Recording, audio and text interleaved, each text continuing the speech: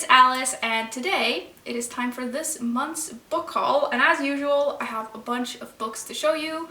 Most of these I got myself, but some of them were sent to me by the publishers, which is very exciting. First up, we have got a graphic novel, and it is The Prince and the Dressmaker by Jen Wang. I'm pretty sure this was recommended to me by one of you, and I just thought it looked too cute to pass up.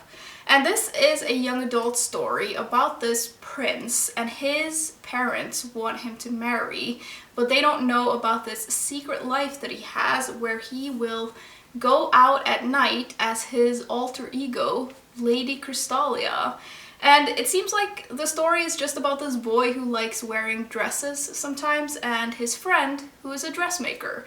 And I just thought that sounded wonderful, and the art in here looks really sweet, I think, and I like the colors, and I just think this is gonna be wonderful. I really feel like just getting back into reading graphic novels, and like I think I've mentioned, I generally prefer like standalone graphic novels, so if any of you have any other recommendations, please let me know because I really want to read more of them. Secondly, I was sent a book, and it was Grounds for Murder by Tara Lush. You all know that I love a good cozy mystery, so I just couldn't pass this one up. I also kind of love the cover, I love the colors of it, and the story in here is about this barista who is an amateur sleuth of sorts, and there's something in here about like competing coffee shops, and then a murder happens and it's all like mayhem, I guess. And it seems like a very light and entertaining read, and it's also set on an island, which I love.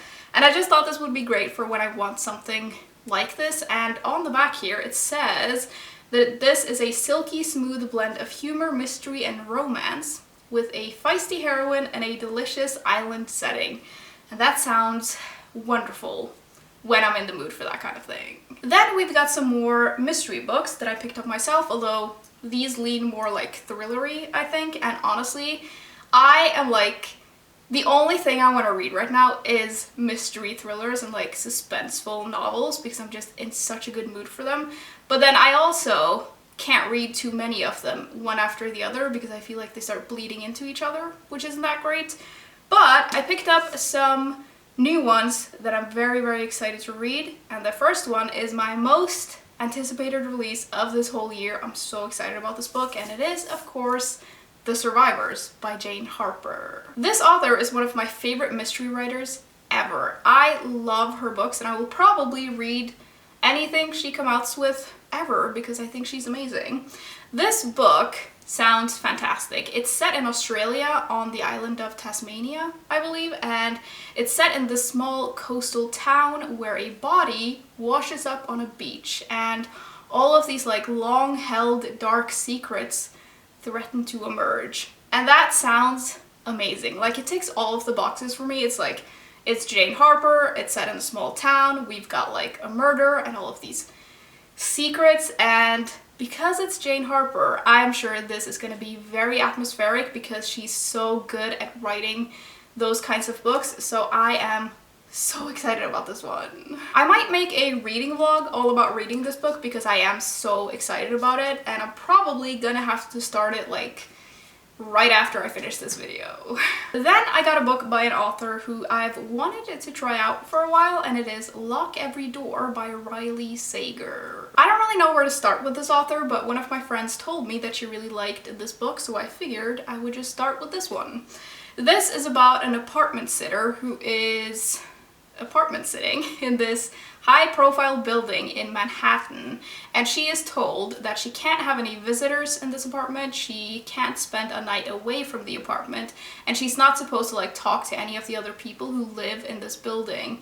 And then I think one of her fellow apartment sitters goes missing, and that's like the mystery in here. And I've heard that this is very suspenseful and it sort of borders on horror, which is very exciting. Next, I picked up a book in Norwegian, and it is DNA by Yrsa Sigurdardottir. This is the first book in an Icelandic crime series that is supposed to be excellent.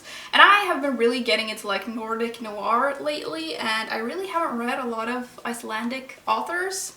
This one has been translated into English as well. It's called The Legacy, and in here we follow two people. We follow a psychologist and a detective, and they sort of work together.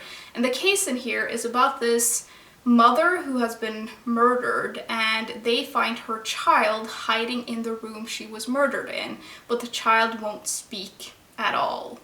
It's supposed to be like a very tricky case, so I think it's going to be really fun to read, although I've also heard that this is like very dark, so fun might not be the right word. Then I was sent another couple of books, and the first one I have already read and reviewed, so you probably already know that I really like this one, and it is Where Hope Comes From by Nikita Gill. This is a beautiful poetry collection inside and out, and I am kind of like obsessed with this cover. I don't know what it is, but I just think it's so beautiful.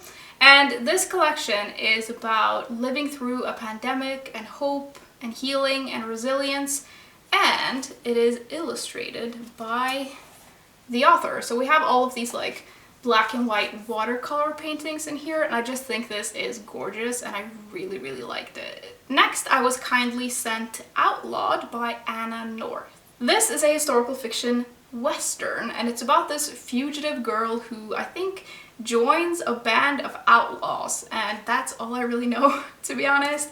I just thought it sounded kind of cool. I haven't read a lot of westerns, so I thought it could be fun. I have seen some mixed reviews for this though, so we'll see how it goes. Then we've got another historical fiction novel that I picked up myself, and it is The House of Special Purpose by John Boyne. This novel is about the Russian Revolution and the fate of the Romanovs, which sounds very interesting to me, and I'm pretty sure this sort of takes a look at the end of this massive empire. And I think this is the kind of book that has both a more contemporary viewpoint and like a historical one. And we meet this 80-year-old man who returns to Russia because he is like haunted by his past or something. Then I got these two middle grade books, and I've heard really good things about both of these, and I just feel like it's kind of nice to have some middle grade around sometimes when you want something slightly easier to read.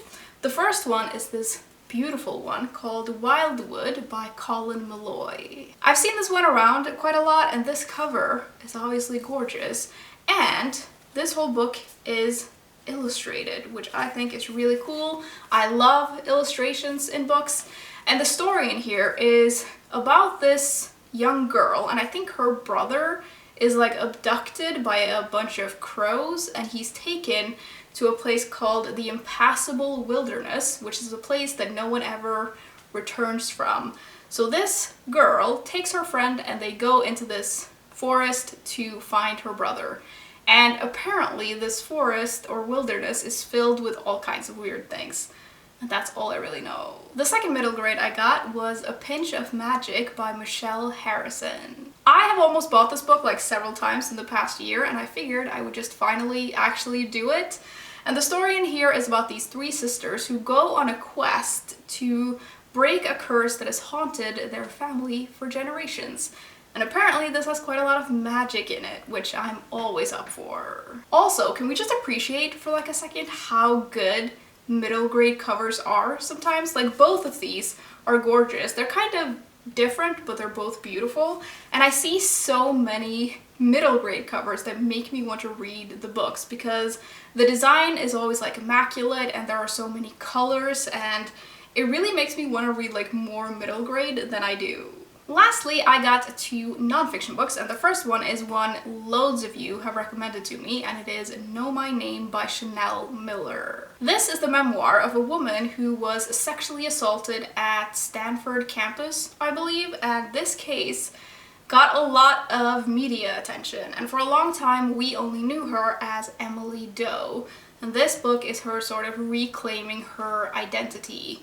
And I remember this case really well. It was so big that it made the news here in Norway as well. And I remember everyone here was so outraged by, there was something about the guy's family saying that he shouldn't be punished so severely or have his life ruined for 20 minutes of fun, which is the most insane thing I think I've ever heard. And I just think this is going to be amazing. I think it's going to be hard to read, for sure, and like gut-wrenching, but I'm very intrigued to read her story and what she has to say, and I've heard that this is excellent. Lastly, I got a book by one of my new favorite authors, and it is Agent Zig Zag by Ben McIntyre. I have now read The Spy and the Traitor and Agent Sonia by this author, so I'm sort of just continuing on reading his work. And both of those books were about spies, and this one is no different. This is about a British spy, I believe, during the Second World War, who infiltrated the German Secret Service. But this guy also seems like he was kind of shady, like he was a con man and a criminal, but then he also did all of these things during the war, so I think this is going to be very interesting. Okay everyone, those were all the lovely books I had to show you today, and I would of course love to know if you read any of these, what you thought, or maybe if you want to read some of them. Links to my Patreon and other social media will be in the description as usual if you're interested, and I will see you soon. Bye!